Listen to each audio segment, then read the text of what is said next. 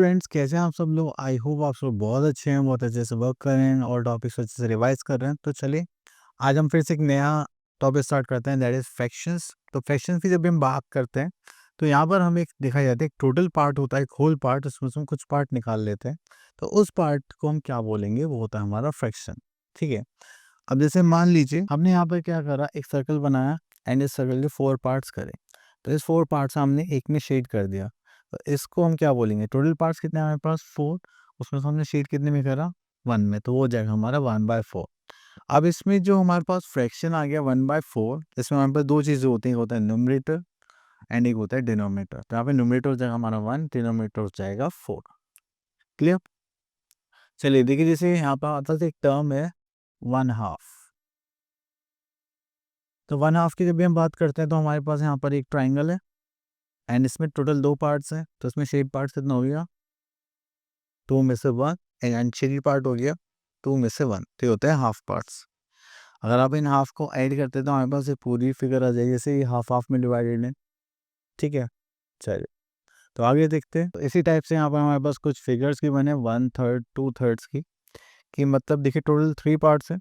तो उसमें से अगर हमने एक में शेड किया तो वो क्या हो जाएगा 1/3 पार्ट, बाकी बचा हुआ क्या होगा हमारा 2/3 पार्ट। ठीक है।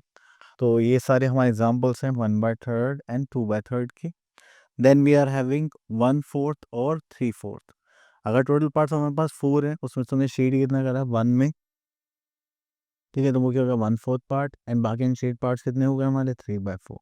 तो 4 में से 1 यहाँ पर चला गया एंड बाकी बचे 4 में से कितने पार्ट बचे 3, तो वो हमने यहाँ पे लिख दिया 3/4 में। क्लियर? चलिए तो ये हमेशा ध्यान रखना इक्वल पार्ट्स में होते हैं। ओके, तो यहाँ पे बात करेंगे दैट इज 1/5। 1/5 में हम क्या करेंगे, ये टोटल 5 पार्ट्स में से हम क्या करेंगे 1 पार्ट को यहाँ पर एज्यूम कर लेंगे। Then we are having 1/6। 1/6 part के लिए हम क्या करेंगे, total we are having 6 parts, 1 2 3 5 6। तो उसमें से हमने एक पार्ट यहाँ पे कलर कर लिया, तो that is our 1/6 part. Next we are having fractional numbers. Fractional numbers में हम यहाँ पे क्या देखेंगे कि द नंबर्स लाइक 1/2 1/3 2/3, इनको हम क्या बोलते हैं फ्रैक्शनल नंबर्स, जिसमें हमारे पास न्यूमरेटर और डिनोमिनेटर होते हैं। जो डिनोमिनेटर है वो नॉट इक्वल टू 0 होना चाहिए। ठीक है। तो जैसे मैंने आप लोगों को बताया, जो फ्रैक्शन में ऊपर वाला पार्ट होता है that is are numerator of fraction and नीचे जो भी होगा that is are denominator of a fraction. चलिए इतना करने के बाद थोड़ा सा आगे देखते हैं और क्या क्या बना हमें यहाँ पर। तो यहाँ पर ऐसा कुछ खास नहीं है। तो चलिए तो यहाँ पर आ जाता है। चलिए आगे एक स्किल एक्सरसाइज 8.1। यहाँ पर देखेंगे कि हमें यहाँ पर फ्रैक्शन लिखना है। Okay, question number A, the figure is divided into how many parts. चलिए हम फर्स्ट फिगर पे एज्यूम कर लेते, टोटल पार्ट्स कितने 1 2 3। तो हम यहाँ पे लिख दे 3। तो शेडिंग पार्ट कितना है that is 1। Okay, the fraction of the shaded portion का क्या होगा 1/3 and the fraction of the plain portion that is 2/3। Clear? ऐसे क्वेश्चन हमने बहुत सारे करे हैं। चलिए आगे चलते हैं। तो यहाँ पर सेम इसी टाइप के क्वेश्चन हैं, आप लोग सारे अटेम्प्ट कर सकते हैं। चलिए हम आ गए हैं क्वेश्चन नंबर 2 पर। तो यहाँ पे लिखा हुआ है shade 1/2 that is 1/2 of each of the following figures. तो चलिए हमने यहाँ पे देखा 2 पार्ट्स हैं, तो हम इसमें से एक में कलर कर देते हैं जस्ट लाइक दिस वन। ठीक है। तो ये हो गया हमारा शेड पार्ट। अब यहाँ पे बोले शेड 1/3, तो 3 पार्ट में से हम किस में करेंगे 1 पार्ट में कर देते हैं। ठीक है। यहाँ पे बोला शेड 1/4, तो चलिए हम यहाँ से 1/4 में शेड कर देते हैं। 4 पार्ट में से एक पार्ट में कर दिया। देन यहाँ पे बोला shade the 3/5 of each of the following, मतलब 5 में से आपको 3 पार्ट्स शेड करने हैं। तो हो गया 1 2 एंड दिस इज 3। ठीक है। तो यहाँ पे बाय मिस्टेक एक ब्लॉक एक्स्ट्रा इसको हटा दीजिए। हाँ, तो ये हो जाएगा 3/5। Next we are having question number 6, for each of the following figures write the fraction showing the shaded portion. अब देखिए यहाँ पर हम अगर हम इस क्वेश्चन नंबर 2 में देखें, तो क्वेश्चन नंबर 2 में देखें तो यहाँ पर टोटल पार्ट्स कितने 1 2 3 4। तो ये हो जाएगा 1/4। ठीक है। तो हो गया हमारा शेडेड पार्ट। चलिए यहाँ पे देखते हैं question number 7, right the fraction for each of the following. तो यहाँ पर हम फ्रैक्शंस देखते हैं, तो यहाँ पर हो जाएगा हमारे पास, ये हो जाएगा 7/11। तो अगर हम इसको देखते हैं तो क्या आ जाएगा 7/11। तो फर्स्ट नंबर न्यूमरेटर के लिए रिप्रेजेंट करेगा, सेकंड नंबर हमारा डिनोमिनेटर के लिए। जैसे यहाँ पे लिखा है 6 एंड 7, तो यहाँ पर जाएगा 6/7।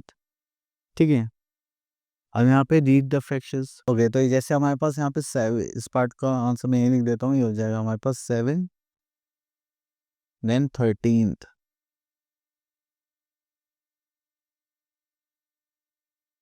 ठीक है, अगर हम इसको देखेंगे तो ये हो जाएगा 6/17। ठीक है, तो ये हो गए हमारे fractions. Come to our next part, that is question number 9। Write the numerator and denominator of each of the following. तो देखिए, अगर हम यहाँ से 6 पार्ट लेते हैं तो यहाँ पे न्यूमरेटर कितना होगा, दैट इज 7, एंड डिनोमिनेटर कितना होगा, दैट इज 90। क्लियर।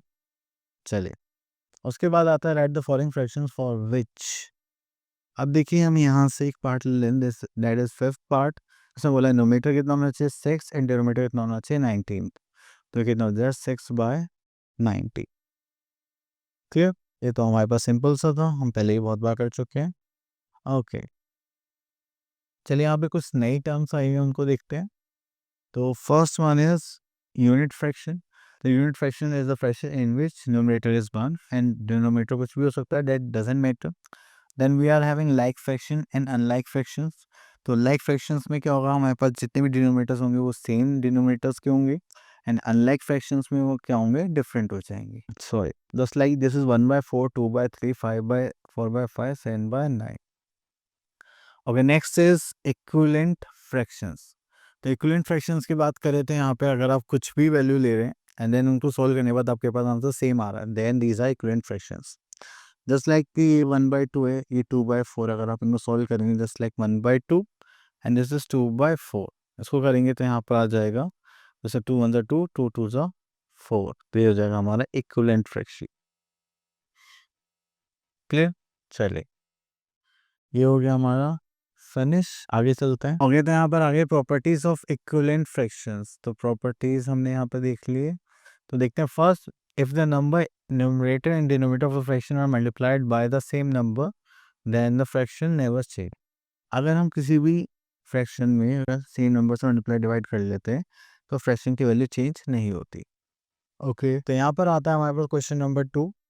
तो इसमें भी सेम है, अगर हम न्यूमरेटर डिनोमिनेटर सेम नंबर से डिवाइड करते हैं, मल्टीप्लाई करेंगे, तो भी हमारे पास आंसर सेम ही रहेगा। ओके, नेक्स्ट चीज देखते हैं। If there are two equivalent fractions, the numerator of the first fraction multiplied by the denominator of second fraction is equal to the denominator of the first fraction and this. चलिए, property में सीधा सीधा हमें यहाँ पे cross multiply करने के लिए बोला जा रहा है। ठीक है, अगर आप दो फ्रैक्शन लिखते हैं जस्ट लाइक 2/3 एंड 2/3, दोनों के इक्विवेलेंट फ्रैक्शंस है, आप इसकी मल्टीप्लाई इससे करिए, इसकी मल्टीप्लाई इससे करिए, जब भी आंसर क्या आएगा हमारा 6 आएगा। ठीक है, आप अलग अलग भी ले सकते हैं, उससे कोई प्रॉब्लम की बात नहीं है। चलिए, तो ये हमारा आई थिंक बड़ा हो गया अब। ठीक है, चलिए, तो यहाँ पर आ गए हम एक्सरसाइज 8.2। यहाँ पे बोलेगा which of the following set of fractions are unit fractions. तो यूनिट फ्रैक्शन में देखिए हमारे पास न्यूमरेटर्स 1 होना चाहिए, तो हमारे पास सिर्फ यही है, बाकी आप लोगों को देख के बताना। चलिए, उसके बाद आता है विच of the following fraction like fraction. Like fraction में क्या होता है, ये हमारे डिनोमिनेटर सेम रहते हैं, जस्ट लाइक दिस पार्ट। बाकी के पार्ट्स आप चूज करके देखिए कौन सा है कौन सा नहीं। चलिए, उसके बाद आता है question number 3। Which of the following set of fractions are unlike fraction. तो अनलाइक फ्रैक्शंस का मतलब क्या है, जिसपे डिनोमिनेटर सेम होंगे, नहीं होंगे, जैसे 3 5 4 एक है, this is a part of unlike fraction. Next is write 4 fractions equivalent to each of the following number. Okay, तो यहाँ से ले लेते हैं हम, सॉरी, यहाँ से ले लेते हैं हम 6 पार्ट एंड इसके 4 इक्विवेलेंट फ्रैक्शंस निकालने हैं। तो हम क्या करेंगे, जो हमारे पास 5/9 है, इसकी मल्टीप्लाई हम न्यूमरेटर डिनोमिनेटर में कर देंगे सेम नंबर से, तो भी फ्रैक्शन क्या होगा, कोई चेंज नहीं होगा। तो ये हो जाएगा 5 2 10 एंड यहाँ पर आ जाएगा हमारा 9 2 18। देन हमारे पास अगेन आ जाएगा 5/9, तो यहाँ पर हम इसे मल्टीप्लाई कर देंगे 3 से, this will become 5 3 15 and 9 3 27। Then we are having 5/9, इस पर हम कर देते हैं 4 से, तो 5 4 20, 9 4 36। उसके बाद हम यहाँ पे लिखते हैं 5/9 से हम किससे मल्टीप्लाई कर रहे हैं 5 से, तो हो जाएगा 5 5 ज़ा 25 एंड 6 5 ज़ा 30। क्लियर? तो ये हो गया हमारे 4 इक्विवेलेंट फ्रैक्शंस। चलिए उसके बाद यहाँ पर तो कुछ नहीं, आगे चलते हैं। ओके, तो यहाँ पर हमें देखिए फिल इन द ब्लैंक्स में कुछ क्वेश्चंस गिवन है, तो हम यहाँ से कुछ पार्ट ले लेते हैं। अब देखिए यहाँ पे 8 पार्ट में यहाँ पे हमें क्या बोला गया है कि ये हमारी फ्रैक्शन है, इसके इक्विवेलेंट फ्रैक्शन बनाइए। अब देखिए 11 को हमने क्या बना दी 8 कैसे 8 से मल्टीप्लाई करें, तो हमें यहाँ पे 8 की भी किस मल्टीप्लाई करनी पड़ेगी सेम नंबर से, मतलब 8 से, तो 8 से कितना हो जाएगा 64। तो अब ये देख रहे हैं कि डिवाइड करके चेंज हो या मल्टीप्लाई करके, तो उसी हिसाब से हम यहाँ पर चेंज कर लेंगे। चलिए उसके बाद चलते हैं हम यहाँ पर which of the following sets of fractions are equivalent fractions। Okay, तो चलिए यहाँ से सेट पिक करते हैं, देन देखते हैं कौन है या नहीं है। तो ये हो गया हमारे पास 1/3, तो इसको तो कुछ नहीं कर सकते। ओके, ये 2/6 है, तो 2 1 2, 2 3 6, तो इसका आंसर भी 1/3 आ गया। ओके, 3/9 है, सो 3 से डिवाइड करते हैं, 3 1 3, 3 3 9, तो ये भी सेम आ गया। देन 4/12, और इसको 4 से करते हैं, 4 1 4, 4 3 12। देखिए सबके आंसर सॉल्व करने के बाद क्या आ रहे हैं 1/3 आ रहा है, तो इसका मतलब ये क्या है, this set of equivalent fractions. Clear? चलिए next is comparison of fractions. तो फ्रैक्शंस को कंपेयर करेंगे।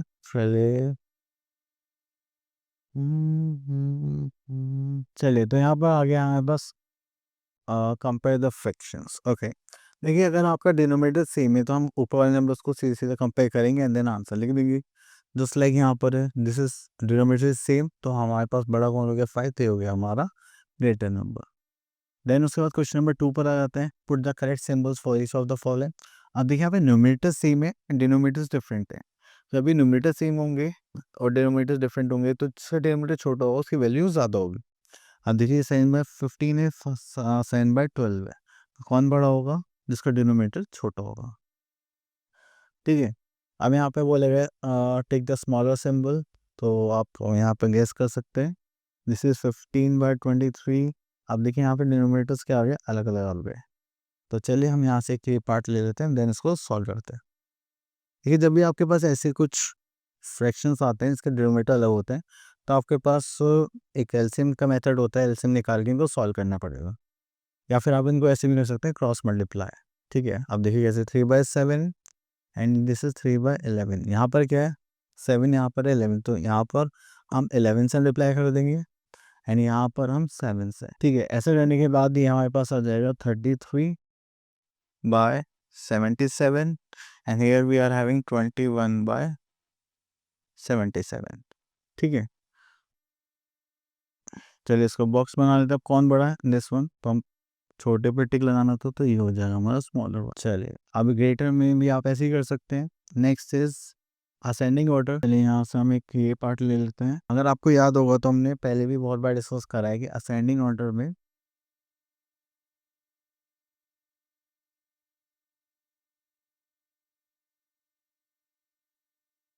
हम क्या करते हैं, स्मॉलेस्ट टू लार्जेस्ट स्टार्ट करते हैं।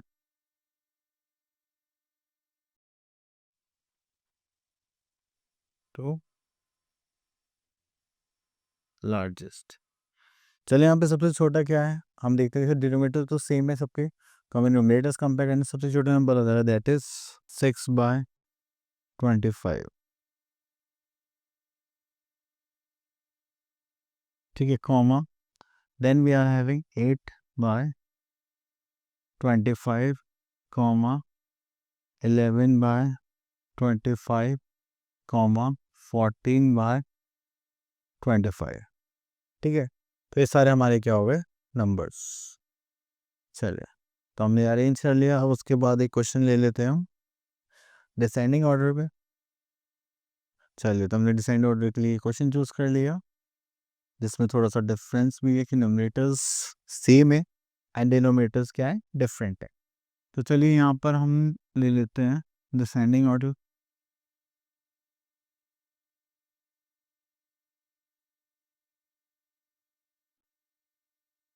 अब जब हम बात करेंगे डिसेंडिंग ऑर्डर की, तो हम यहाँ पे स्टार्ट करेंगे लार्जेस्ट नंबर से and then smaller smaller smaller करते हुए हम पहुँच जाएंगे स्मॉलेस्ट नंबर पर।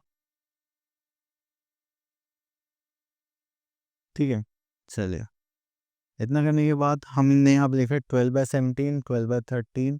तो देखिए जब भी न्यूमरेटर सेम होंगे एंड डिनोमिनेटर्स छोटे होंगे तो हम यहाँ पर क्या करेंगे, हम अपने डिनोमिनेटर्स में जिसकी वैल्यू सबसे कम होगी वो सबसे बड़ा होगा, ठीक है।